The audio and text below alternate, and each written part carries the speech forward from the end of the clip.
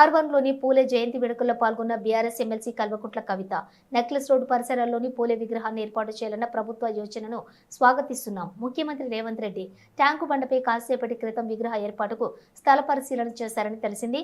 కానీ పూలే విగ్రహాన్ని అసెంబ్లీలో కూడా ఏర్పాటు చేయాలి. అసెంబ్లీలో పూలే విగ్రహం ఏర్పాటు చేసే వరకు పోరాటం కొనసాగుతుంది.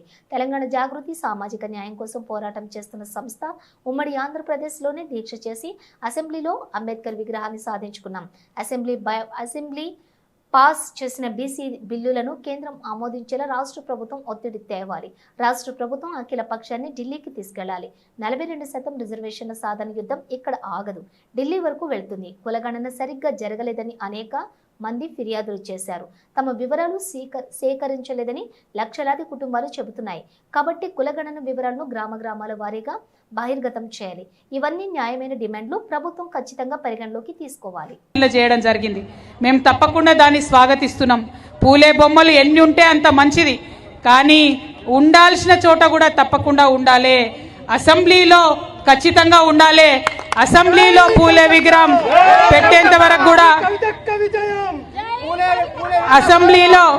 అసెంబ్లీలో పూలే విగ్రహం పెట్టేంత వరకు కూడా మన పోరాటం కొనసాగించాల్సిన అవసరం ఉన్నది.